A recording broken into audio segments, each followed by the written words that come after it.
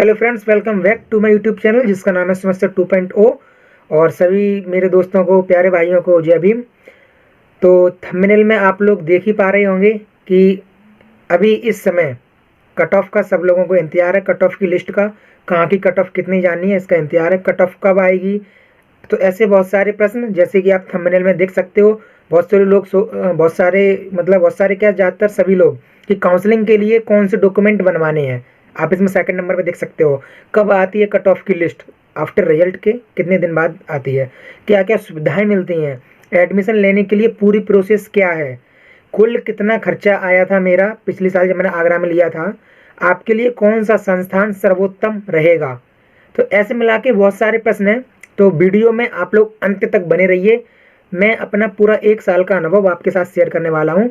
आपको कोई भी मैं इधर उधर की बात नहीं बताऊंगा, आपको वही मैं एकदम एक्यूरेट बात बताऊंगा जो कि आपको पहले से आपको पता चल जाए कि इसमें कौन कौन से डॉक्यूमेंट लगते हैं, तो आप उनको पहले से बनवा लो, आपको परेशानी ना हो। तो चलिए वीडियो में अंत तक बने रहिए। और अगर आपको वीडियो पसंद आए तो वीडियो को लाइक करो, अगर वीडियो पर नहीं हो तो वीडियो को सब्सक्राइब भी करो। तो गाइस चलो ठीक है, सबसे पहले तो बात कर लेते हैं कब आती है आपकी कट ऑफ। जैसे आप इसमें देख पा रहे हैं कब आती है आपकी कट ऑफ। तो गाइस देखिए, पिछली बार जो कट ऑफ आई थी, जिस दिन रिजल्ट आया था, तो रिजल्ट के करीब 3 या 4 दिन में मतलब वो उन्होंने दे दी थी। मेरे ख्याल से 3-4 दिन भी नहीं लगे थे, 2 दिन बाद करीब आ गई थी कट ऑफ। 2 दिन बाद उनकी कट ऑफ आ गई थी। अब लेकिन इस बार क्या है, इस बार सारे काम हो गए थे फास्ट, लेकिन सिर्फ अपलोडिंग का जो कार्य रह गया था, जो रिजल्ट अपलोडिंग का कार्य रह गया था, वो आपके कार्य लेट हो गया अपलोडिंग में सर्वर के चलते। इसलिए आप लोग सोच रहे हो कि इसका बहुत लेट होता है, लेकिन गाइस इस बार इसका हर बार से फास्ट काम होगा, क्योंकि रिंकू सिंह राही सर ने अपनी देख रेख में ये सब कार्य संपन्न करवाया है, ऐसा सुनने में आया है। तो गाइज अब जैसे कट ऑफ जो आपका जो रिजल्ट है, वो आपका रिजल्ट कल आ चुका है। तो गाइज अब इसकी जो कट ऑफ है, इसकी कट ऑफ किसी भी समय आ सकती है। अभी मैं वीडियो बना रहा हूँ, इसी समय भी वो लोग डाल सकते हैं, कल भी डाल सकते हैं, परसों भी डाल सकते हैं, लेकिन परसों तक नहीं जाएगा। मेरे ख्याल से आज रात तक आ जाना चाहिए, नहीं तो कल 12 बजे तक तो आपकी कट ऑफ आज आ ही जानी चाहिए। कट ऑफ आपकी लिस्ट बन के तैयार हो चुकी है। देखिए मैं पहले भी बता दे रहा हूँ, जैसे इसमें लिखा है जैसे इसमें लिखा है कि एडमिशन लेने के लिए पूरी प्रोसेस क्या है, पूरी प्रोसेस क्या है। तो गाइस सबसे पहले मैं आपको पूरी प्रोसेस बता दूं कि इसमें पूरी प्रोसेस आपकी क्या है। सबसे पहले आपका होता है एग्जाम, सबसे पहले आपको भरना होता है फॉर्म, जो कि आप लोग भर चुके हो। उसके बाद देन आपको देना होता है उसका एग्जाम। आप 18 दिसंबर को सब लोग दे चुके हो, मैं भी दे चुका हूँ। उसके बाद आपका इसका रिजल्ट जारी होता है। रिजल्ट के बाद आपके हर संस्थान की, हर वर्ग की जो सीटें वहाँ पे हैं, उसकी आपकी कट ऑफ जारी होगी। वो कट ऑफ आपकी जारी होने वाली है। देखिए गाइज, कोई भी लिस्ट ऐसी जारी नहीं होगी कि उसमें आपका नाम लिखा होगा, ऐसा कुछ नहीं है, ऐसा कुछ नहीं है। सिर्फ अभी जो आएगी वो आपकी 2 या 3 पेज की सारी संस्थाओं की आपकी कट ऑफ आएगी। उसमें जैसे आगरा का लिखा होगा, भागीदारी भवन का सबसे ऊपर आपके उसमें भागीदारी भवन का लिखा होगा, फिर आदर्श पूर्वा अलीगंज जो महिलाओं के लिए, लड़कियों के लिए, उसका लिखा होगा, फिर हापुड़, आगरा, अलीगंज, ऐसे करके सबका लिखा होगा। और साइड में उसकी जैसे पुरुष की कट ऑफ इतनी गई है, महिलाओं की इतनी गई है, ऐसे करके आपकी उसमें कट ऑफ लिखी होगी। कट ऑफ के बाद क्या होगा, अगर मान लो कट ऑफ आई है 55 और आपके नंबर है 56, तो इसका मतलब है आपका वहाँ पे हो चुका है, आपकी फर्स्ट प्रेफरेंस पे ऑटोमेटिक। फिर आपको क्या होगा, जो आपने अपना जो नंबर डाला है, आपने अपना नंबर डाला है। अब जैसे ही आप सपोज करो कि आज कट ऑफ आ गई, अगर आज कट ऑफ आई है तो 2 दिन के अंदर आपके मोबाइल पर ये मैसेज आएगा व्हाट्सएप से कि आपको ऐड कर लिया गया है। अब जैसे कि अब मैं आपको टोटल प्रैक्टिकल करके आपको बता रहा हूँ। जैसे मैं हूँ और मैंने भर दिया हापुड़ की मान लो कट ऑफ गई 55, मेरे नंबर 60, सपोज करो मेरे नंबर 60 है। तो जैसे ही मैंने कट ऑफ में देखा कि मेरे नंबर तो 60 है, लेकिन कट ऑफ गई है 55, और मैंने जो अपना फर्स्ट प्रेफरेंस भरा है वो हापुड़, तो इसका मतलब है कि हापुड़ से जो लिस्ट निकलेगी सीट की, उसमें मेरा नाम होगा। तो गाइज आप ये मत सोचो कि जो HWD वाले हैं वो आपकी फर्स्ट प्रेफरेंस के अकॉर्डिंग ही कट ऑफ बनाते हैं। ठीक है गाइज, तो इसका मैंने आपको बता दिया है। फिर भी अगर आपके मन में कोई प्रश्न हो तो मैं इस वीडियो के लिंक में अपने टेलीग्राम चैनल का लिंक शेयर कर दूंगा, तो आप वहाँ पे आके, बहुत सारे स्टूडेंट मुझसे पूछते हैं, मैं उनकी समस्या का समाधान करता हूँ। मैं कोई फालतू की बात नहीं बताता, जो बात एक्यूरेट है मैं आपको वही बात बताता हूँ। तो गाइज ठीक है, फिर जब आपका यानी कि कट ऑफ में आपका नंबर आ जाएगा, तो जैसे कि हापुड़ का मैं बता रहा था, तो हापुड़ के नाम से एक जो वहाँ के जो ऑनर हैं, हापुड़ के जो ऑनर हैं, वो अपने व्हाट्सअप मोबाइल पर एक ग्रुप बनाएंगे कि doctor Bhimrao Ambedkar ISPCS coaching centre Hapur. उस हापुड़ में जितनी भी लिस्ट उनके पास वहाँ से आई होगी, SWD से, लखनऊ से, उस लिस्ट के सारे स्टूडेंट के नंबर वो अपने क्या नाम उसी वाले ग्रुप में ऐड करके और सबको ऐड कराएंगे। जैसे ही ऐड करेंगे तो जिन जिन लोगों का कट ऑफ में नंबर आया होगा, वो सारे लोगों के पास मैसेज पहुंच जाएगा कि आपका नंबर आ चुका है और आप वहाँ के ग्रुप में ऐड हो। फिर वो लोग खुद उस ग्रुप में डालेंगे, मतलब फिर वो लोग उस ग्रुप में खुद से ये डालेंगे कि आपको ये डॉक्यूमेंट लेके आने हैं, फलानी तारीख को आपकी काउंसलिंग है। आपकी काउंसलिंग होगी, काउंसलिंग के 2 दिन या 3 दिन बाद या 8 दिन बाद 10 दिन बाद आपकी कक्षाएं जब भी चालू होंगी तो आपको टोटल इन्फॉर्मेशन उसी ग्रुप पे आप पे दे दिया जाएगा। तो ये तो मैंने आपको बता दिया काउंसलिंग के लिए कौन कौन से डॉक्यूमेंट बनवाने हैं, कब आती है कट ऑफ, ये भी मैंने आपको बता दिया। कट ऑफ का गाइस पूरा समय हो चुका है, कट ऑफ आपकी कभी भी आ सकती है, आप परेशान मत होइए। कट ऑफ की लिस्ट बन चुकी है, सिर्फ उसको अपलोडिंग का कार्य बाकी है। अब गाइस बात कर लेते हैं आपके इसमें, आप देख सकते हो क्या क्या सुविधाएं मिलती हैं। ठीक है, देखिए गाइस मैंने आपको कब आती है कट ऑफ ये भी बता दिया, काउंसलिंग के लिए कौन कौन से डॉक्यूमेंट, हाँ गाइस काउंसलिंग के लिए कौन कौन से डॉक्यूमेंट बनवाने हैं, सबसे पहले हम बात कर लेते हैं इस बात की। तो गाइस मैं आपको फालतू की बात कोई भी नहीं बताऊंगा, जैसे अदर जो यूट्यूबर हैं, अदर चैनल वाले, मैं नाम किसी का नहीं पर्सनली लूँगा, वो आपको ये बनवा लो वो बनवा लो। मुझसे पिछली साल जितने भी डॉक्यूमेंट बनवाए थे मेरे पास, जो ऑफिशियल ग्रुप में सर ने मुझे भेजा था, वो मैं बड़ी मुश्किल से ढूंढ के लाया हूँ, क्योंकि 1 साल पुरानी बात है। तो आप देख लो कि आपको क्या क्या बनवाना है, अगर आपका नहीं बना हो आप पहले से बनवा लो। ठीक है, चलिए गाइस देखो, यहाँ से मार्कर लेते हैं, रेड मार्कर। चलिए, काउंसलिंग के समय निम्न प्रमाण पत्रों की स्व प्रमाणित छाया प्रतियों का एक सेट संस्था में जमा करना है, ऐसा मैसेज आपको भी मिलेगा। तो गाइस अब बात कर लेते हैं कि आपको क्या क्या आपको उसमें देना पड़ेगा। ठीक है, चलिए देखिए, मैं यहाँ से गाइस इसको इरेज कर दे रहा हूँ सबसे पहले। देखिए, आवेदन का पंजीकरण, सबसे पहले गाइस जो आपने फॉर्म भरा है, आपने जो ऑनलाइन फॉर्म भरा है, उसका आप 2 सेट बनाओगे। उसके आप मतलब जो आपने उसकी प्रिंट आउट निकाली है, बहुत से लोग प्रिंट आउट नहीं निकालते हैं, अपने हाथों से फॉर्म भर देते हैं, मैंने भी भर दिया था, लेकिन मेरे पास उसकी प्रिंट आउट भी है। तो आपको उसके 2 प्रिंट आउट उसके बनाने हैं। देन क्या करना, आपको लिखित परीक्षा का प्रवेश पत्र, आपका जो 18 दिसंबर को आपकी जो परीक्षा हुई थी, आपको उसका प्रवेश पत्र अपने दोनों सेटों में आपको लगाना है। शैक्षिक योग्यता प्रमाण पत्र, आपको हाई स्कूल, आपका इंटर और आपके ग्रेजुएशन, मतलब आपके ग्रेजुएशन तक तो होना ही चाहिए, क्योंकि इसमें आपके ग्रेजुएशन ही मांगा है। ठीक है, आपका ग्रेजुएशन का होना चाहिए। अगर आपके उसके अलावा भी अगर आपका कोई है, तो मैंने तो नहीं लगाया था, मेरा तो था, मैंने नहीं लगाया, क्या फालतू की उसमें लगाओ एक्स्ट्रा, जब इतना ही मांगा गया है। तो चौथे नंबर पर गाइज आपको आधार कार्ड, आप देख सकते हो आधार कार्ड। तो गाइज आप देखो, आधार कार्ड तो आपके हर किसी के पास है, आपको आधार कार्ड ओरिजिनल नहीं लगाना, आपको आधार कार्ड की एक कॉपी लगानी है, फोटो स्टेट जेरोक्स कॉपी। ठीक है, हम बात कर लेते हैं 5वें नंबर पे जाति प्रमाण पत्र। क्योंकि गाइज ये आपको जो सुविधा मिल रही है, वो आपको जाति के आधार पर ही मिल रही है, इसलिए जाति प्रमाण पत्र, कास्ट सर्टिफिकेट जो है वो आपका बहुत ही महत्वपूर्ण हो जाता है। आपको अगर आपका नहीं बना हो तो आप अभी बनवा लोगे, तब भी आपका 10 दिन के अंदर बन के आ जाएगा, आपका काम हो जाएगा। ठीक है गाइस, अभिभावक का वार्षिक आय प्रमाण पत्र, आपके जो पिता हैं, इसमें भी बहुत सारे लोग पूछ रहे थे कि सर कि मुझे फॉर्म भरना है अपने नाम से, मेरा फॉर्म भरना है, लेकिन आय प्रमाण पत्र भी मेरा है, तो क्या चल जाएगा? तो ऐसा नहीं चलेगा। आप चाहे कोई भी हो, आपने फॉर्म भरा है तो आपके पिताजी का ही, आपके पापा जी का ही इनकम सर्टिफिकेट यहाँ पे लगेगा। ये बात आप सुन लो कान खोल कर। ठीक है गाइस, स्वास्थ्य प्रमाण पत्र, हाँ गाइस ये बहुत इंपॉर्टेंट बात है। स्वास्थ्य प्रमाण पत्र मैंने अपना, जैसे कि आप जहाँ भी रहते हो, तो आपके एरिया के जो सबसे नज़दीक में जो सामुदायिक स्वास्थ्य केंद्र या प्राथमिक स्वास्थ्य केंद्र आपके होते हैं, आप वहाँ से एक जैसे वहाँ पे कोई MBBS डॉक्टर है, मैं इधर उधर का नहीं बता रहा, वहाँ पे कोई MBBS डॉक्टर तो बैठते हैं ना, आप उनसे आप एक फिटनेस अपना प्रमाण पत्र, स्वास्थ्य प्रमाण पत्र आप बनवा लेना। मेरी तो जान पहचान थी, तो मेरा तो बन गया, ज़्यादा टाइम नहीं लगा, और आपकी जान पहचान होगी तो आप वहाँ से बनवा लो। आप चाहो तो आप CMO से भी बनवा सकते हो, आप चाहो तो आप किसी MBBS डॉक्टर से भी आप बनवा सकते हो, ये आपका चाहिए ही चाहिए। ठीक है गाइस, स्वास्थ्य प्रमाण पत्र।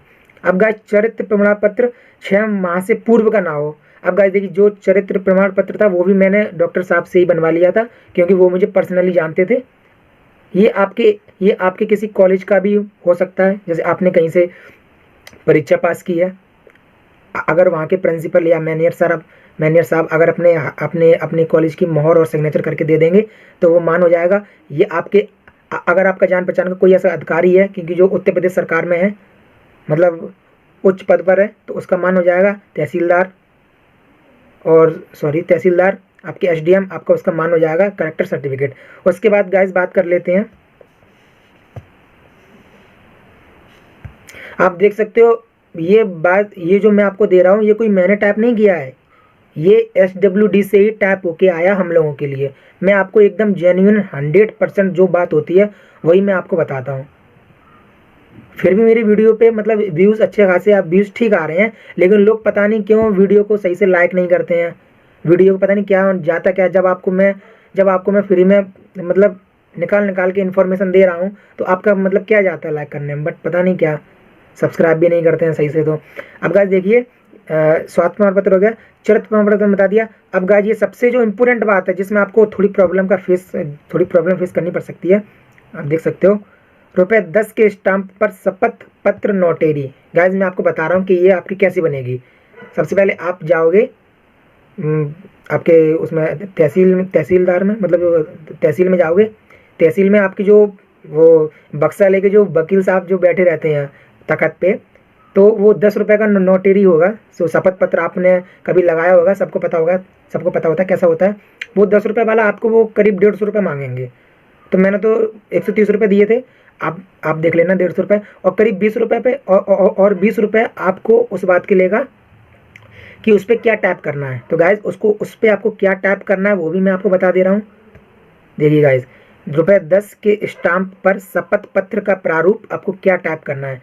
सेवा में केंद्र प्रभारी doctor B R Ambedkar IAS PCS परीक्षा पूर्व प्रशिक्षण केंद्र आगरा। क्योंकि मुझे आगरा लेना था इसलिए मैंने यहाँ पे आगरा लिखा है। आपको जहाँ का भी लेना होगा आप जो सेंटर है आप वहाँ का सेंटर लिखोगे। ये नहीं कि ले रहे हो लखनऊ और लिख दिया आपने आगरा, ऐसा नहीं है। हाँ लेकिन जितनी भी इसमें ये बातें हैं वो आपको सब सेम लिखनी है। क्या क्या आपको बातें लिखनी है मैं आपको बता दे रहा हूँ।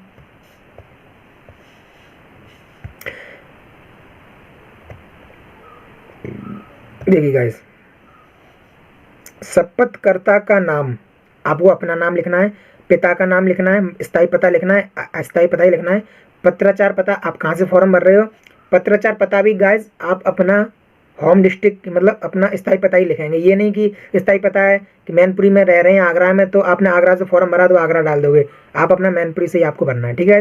मोबाइल नंबर आपको अपना वो भरना है कि जो आपका पर्सनल हमेशा चालू रहता है, क्योंकि इसी मोबाइल नंबर पर आपके जो क्लास से रिलेटेड जो इन्फॉर्मेशन जो सर आपको देंगे, कब की छुट्टी है, कब क्या फंक्शन है, कब क्लास डिले होगी, कब पहले लगेगी, सारी आपको जेन्युइन आपका जो मोबाइल नंबर आपको वही इसमें लगाना है। शपथकर्ता वर्तमान में किसी भी विश्वविद्यालय या महाविद्यालय, टेक्निकल कॉलेज आदि में अध्ययनरत नहीं हो, ठीक है गाइस, ये बात आप अच्छे से ध्यान रखना। मैं इसको थोड़ा जूम कर लेता हूँ। शपथकर्ता सरकारी, अर्ध सरकारी, प्राइवेट कंपनी में कार्यरत नहीं हो, यानी कहने का मतलब हो आप इसकी कोचिंग जब ही ले सकते हैं जब आप एकदम ठलुआ हो, एकदम आप वेले हो, कुछ नहीं करते हो। सीधे शब्दों में ये मतलब है। शपथकर्ता ने समाज कल्याण विभाग द्वारा उत्तर प्रदेश में संचालित किसी भी IAS PCS परीक्षा पूर्व प्रशिक्षण केंद्र में कोचिंग प्राप्त नहीं की हो। गाइस देखो इस बात का मैं आपको पहले बता दे रहा हूँ, इस कोचिंग में SWD की समाज कल्याण विभाग की जो कोचिंग चल रही है इसमें आप सिर्फ 2 बार ही कोचिंग ले सकते हो। जैसे मैं 1 बार ले चुका हूँ, अब ये मेरा दूसरी बार है। 2 बार के बाद आप इसमें तीसरी बार नहीं ले सकते हो, ठीक है। शपथकर्ता की जाति व उपजाति आपको यहाँ लिखनी है अपनी, मतलब ये आपको देखो, ये आपको अगर नहीं मिले तो ये मैं अगर चाहो तो मेरे टेलीग्राम लिंक में आप जा करके मुझे पर्सनली मैसेज कर सकते हो टेलीग्राम पे ग्रुप पे। मैं ये दोनों के दोनों आपको वहाँ पे जो PDF है अब मैं वहाँ पे शेयर कर दूँगा, तो आप ये उसके अकॉर्डिंग आपके जो भी डॉक्यूमेंट ना बने हो आप उनको पहले से बनवा लेना, कोई बात नहीं है, ठीक है। शपथकर्ता के अभिभावक की समस्त स्रोतों से वार्षिक आय, जैसे कि मैंने बताया इनकम सर्टिफिकेट, आपके पिताजी का इनकम सर्टिफिकेट जितने लाख का बना हो, जितने हज़ार का बना हो, आपको वो वहाँ पे फिल करना है।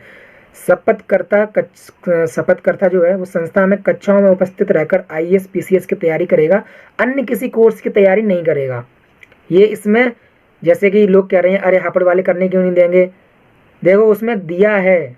और इस बात को आपको शपथ पत्र में, यानी कि मैं शपथ पत्र का मतलब समझ रहे हो, मैं शपथ करता हूँ, मतलब मैं एग्री करता हूँ कि मैं हापुड़ में या कहीं भी रह के मैं अन्य किसी कोर्स की तैयारी नहीं करूँगा। और अगर उन लोगों ने आपको पकड़ लिया, हापुड़ में पकड़ लिया, तो वो आपको बाहर भी कर सकते हैं, क्योंकि आप ये अपने रूल के आप आपने जो अपना रूल बनाया है आप उसको तोड़ रहे हो। ठीक है गाइस, चलिए इसको इसको इरेज करके अब आगे बढ़ते हैं।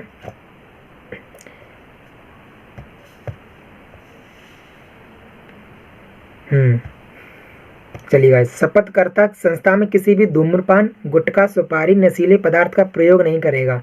ठीक है गाइस, शपथकर्ता संस्था में नियमित उपस्थित रहेगा व किसी अपरिहार्य कार्ड से ही लिखित प्रार्थना पत्र प्रस्तुत कर अवकाश पर जाएगा। यानी ये नहीं है कि आप घूम रहे हो, अपरिहार्य कार्ड गाइस जो कि हमने पहले से हमको उसकी आशा ना हो, अपरिहार्य जो अचानक से सडनली आ गया। अब आप कहोगे कि मेरा तो सुपर टेट का एग्जाम है सर, तो वो कहेगा ये तो तुमको पहले से पता है, ये अपरिहार्य कार्ड कहाँ हुआ। फिर अपनी अपनी होती है कि अगर टीचर से आपकी मेल मिलाप अच्छा हो जाए तो आपको जाने भी देते हैं, ऐसी कोई बात नहीं है। शपथकर्ता संस्था में किसी भी अनाधिकृत अवैध कार्य को नहीं करेगा। ठीक है गाइस, अनाधिकृत जो यानी अधिकृत, जो यानी वैलिड कार्य ना हो, जो तो आप ऐसे उल्टे सीधे, मतलब कुल मिला के आप मतलब वहाँ पे उल्टे सीधे कार्य नहीं करोगे कि हॉस्टल में रह रहे हो और गर्लफ्रेंड्स वगैरह बाबू सोना को बुला लिया, तो ऐसा कोई कार्य नहीं करोगे। या हॉस्टल में रह रहे हो, आप वाइन कर रहे हो, आप शराब बियर पी रहे हो, ऐसा कोई कार्य नहीं करेंगे। शपथकर्ता संस्था के प्रत्येक नियमों शर्तों का पालन करेगा। शर्तें नियम यही हैं जो इसमें दिए हैं, उनका यह पालन करोगे। शपथकर्ता छात्रावास में आवंटित अपने कमरे में किसी विद्युत उपकरण जैसे हीटर, प्रेस इत्यादि का प्रयोग नहीं करेगा। गाइस जैसे ही आप अगर रह रहे हो तो आप ये नहीं है हॉस्टल में रह रहा हूँ तो आप हीटर वीटर का प्रयोग कर रहे हो, लेकिन लड़के कहाँ मानते हैं, लड़के तो समझ जाओ आप आगे की बात। ठीक है गाइस, चलिए तो बढ़ते हैं आगे, इसको इरेज करके अब आपको आगे की बात बताते हैं। हाँ, शपथकर्ता संस्था के छात्रावास में अपने मिलने वाले जैसे मित्र, रिश्तेदार, अभिभावक ईटीसी, और इसमें साथ में जोड़ लो गर्लफ्रेंड, यानी मित्र, रिश्तेदार, अभिभावक, गर्लफ्रेंड को किसी भी दशा में कमरे में नहीं रोकेगा और ना ही संस्था में मिलने बुलाएगा। जो कुछ भी है बाहर चलो, बाहर तक रखो। शपथकर्ता सिर्फ अपने माता पिता तथा भाई से ही संस्था में मिलेगा, जिनके आधार कार्ड की छायाप्रति तथा पासपोर्ट साइज की फोटो प्रवेश के समय संस्था में जमा करेगा। ठीक है, इसमें यह भी बोला गया कि आप सिर्फ अपने भाई और अपने पिताजी से ही मिल सकते हो, और वो भी जब वो मिलने आएंगे तो उनके आधार कार्ड की फोटो स्टेट भी आपको जमा करनी पड़ेगी। खैर गाइस, मेरे पिताजी मुझसे मिलने आए थे तो आधार कार्ड वगैरह की कोई फ़ोटो जमा नहीं की थी, संडे वाले दिन आए थे तो मैंने सर से फ़ोन लगा के परमिशन ले ली थी, बस ऐसा है। लेकिन हाँ ये है कि सर ने मतलब किसी लेडीज़ के लिए सर अलाउ नहीं करते थे। चलिए गाइस, शपथकर्ता संस्था से किसी भी कार्य हेतु साय 8 बजे के बाद बाहर नहीं जाएगा और ना ही संस्था में 8 बजे के बाद आएगा। यानी कि रात को 8 बजे के बाद अगर आप संस्था में आ रहे हो आपकी एंट्री अलाउ नहीं करेंगे, और सुबह आप 8 बजे से पहले नहीं जा सकते हो। ठीक है, साय 8 बजे के बाद बाहर नहीं जाएगा और ना ही संस्था में साय 8 बजे के बाद आएगा। ठीक है गाइस, यानी कि जो कुछ भी आपको बाहर जाना है, अंदर आना है, शॉपिंग करनी है, 8 बजे से आप पहले बाद में कर सकते हो। ठीक है, 8 बजे के बाद नहीं कर सकते, सॉरी 8 बजे से पहले ही कर सकते हो। तो गाइस ये सारी शर्तें थी, ये सारी शर्तें मैं गारंटी लेता हूँ आपको किसी ने आपको नहीं बताई होंगी, जो कि मैंने आपको बिल्कुल बता दी हैं। अब गाइस, उपरोक्त 1 से 15 के कथन सत्य हैं व सही हैं। यदि मेरे द्वारा उक्त कथनों की अवहेलना की जाती है तो मेरे पंजीकृत प्रवेश संस्था से तत्काल प्रभाव से निरस्त कर दिए जाएं, जिसका पूर्ण उत्तरदायित्व मेरा होगा। अब गाइस समझ रहे हो ना, अगर इतनी शर्तों में से आपने कोई भी शर्त अनफॉलो कर दी तो वो लोग आपका पंजीकरण वहाँ पे जो एडमिशन है उसको निरस्त कर सकते हैं गाइस। ठीक है, चलिए गाइस, और हाँ इसमें एक बात, हाँ जब काउंसलिंग के समय आप जाओगे, एक बात और, काउंसलिंग के समय जब आप जाओगे तो आप पे 2000 रुपये कॉशन मनी ली जाएगी, और जब आपके 10 महीने पूरे हो जाएंगे तो वो आपको 2000 रुपये रिटर्न कर दिए जाते हैं। ठीक है गाइस, तो अब चलते हैं थोड़ा थंबनेल की तरफ। मैंने जैसे आपको बता दिया है कि कब आती है कट ऑफ, ये भी मैंने आपको बता दिया। काउंसलिंग के समय कौन से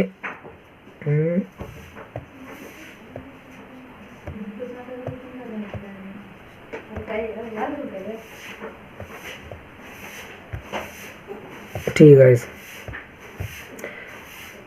तो क्या क्या सुविधाएं मिलती हैं?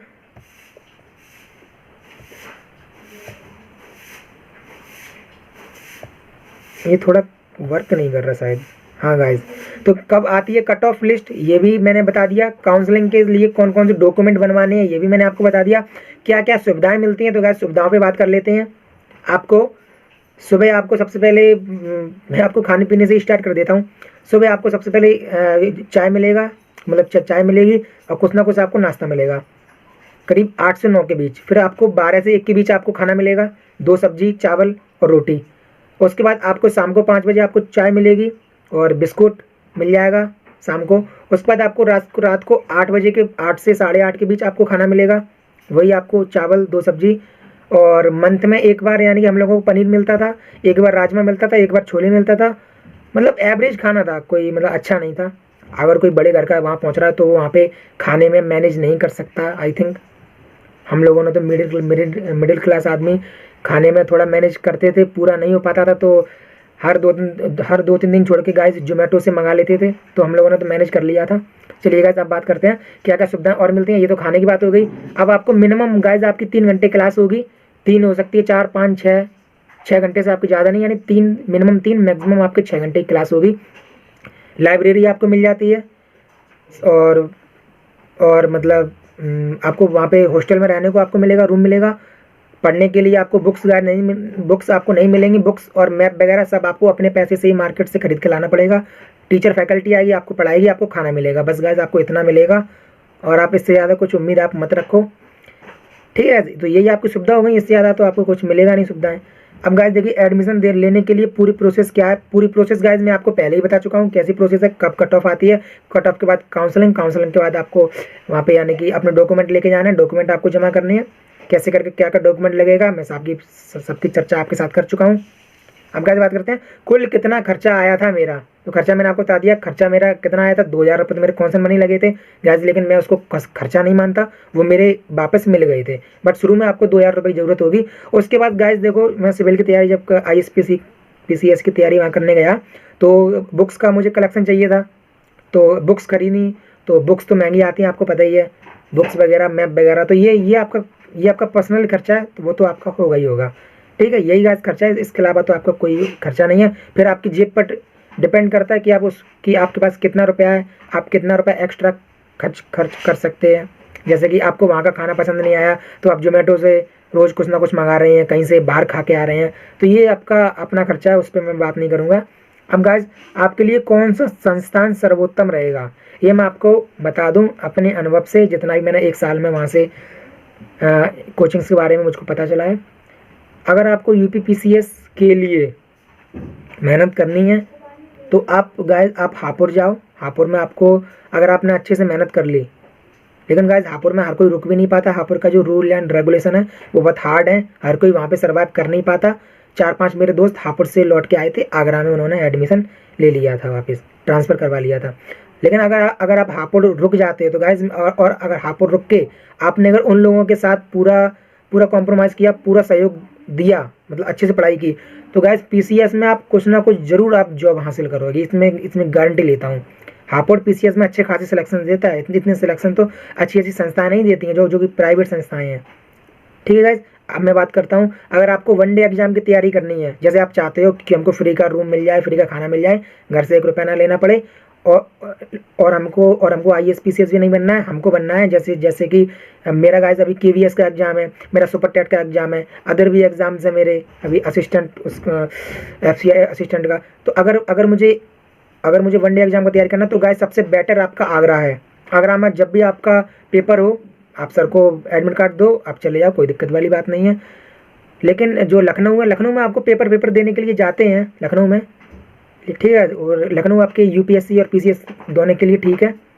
और जहाँ तक बात है 1 डे एग्जाम के लिए आपका आगरा ठीक है, PCS के लिए आपका हापुड़ नंबर 1 है, UPSC के लिए आपका लखनऊ मेल के लिए लखनऊ भागीदारी भवन, और फीमेल के लिए आपका आदर्श पूर्वा प्रशिक्षण केंद्र आपका अलीगंज लखनऊ, आपका वो बेटर है आपका, ठीक है गाइस। तो ये सब बात हो गई आपके लिए कौन सा संस्थान सर्वोच्च रहेगा। इसके अलावा भी अगर आपका कोई प्रश्न है तो आप उस पर मुझे इसमें वीडियो में कमेंट कर सकते हो, या वीडियो कमेंट की जगह आप, मैं इसमें एक अपने यूट्यूब चैनल टेलीग्राम चैनल का मैं लिंक इसमें आपको मैं प्रोवाइड करवा दूंगा, आप वहाँ पे जाके मुझसे पूछ सकते हो। कट ऑफ गाइज मैंने आपको कल बता दी, एक बार मैं फिर से आपको जल्दी बता दे रहा हूँ। आपकी हापुड़ की गाइज आपकी 54-55 के करीब इतनी जाएगी, 54-55 आपकी हापुड़ की। और उसकी ओबीसी की एससी गाइज आपकी 61-62,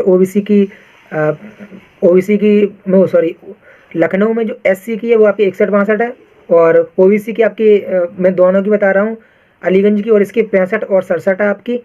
और इसको छोड़ के जैसे आगरा हुआ आपका, अलीगढ़ हुआ, बनारस हुआ, इलाहाबाद गाइज इनकी आपकी सबकी 50-51-52, 50-51-52 आपकी गई है। ठीक है, मतलब जाने वाली है, वरना आप लोग मुझे फंसवा दो कि मैं पहले कहाँ से पता है, ऐसा नहीं है। तो गाइज यही कट ऑफ है, मतलब आप मान लो कट ऑफ अब जब आएगी, अब मेरी बात विश्वास करना तो कर लो, नहीं करना तो आप गाइज विश्वास मत करो। तो गाइज चलो ठीक है, आज के लिए इतना ही। मिलते हैं आपको जब आज या कल में जैसे कट ऑफ आती है, तो गाइज मैं आपको उस कट ऑफ पे मैं बता दूंगा कि मेरी कितनी सटीक कट ऑफ गई है। तो गाइज चलो ठीक है, आज के लिए इतना ही।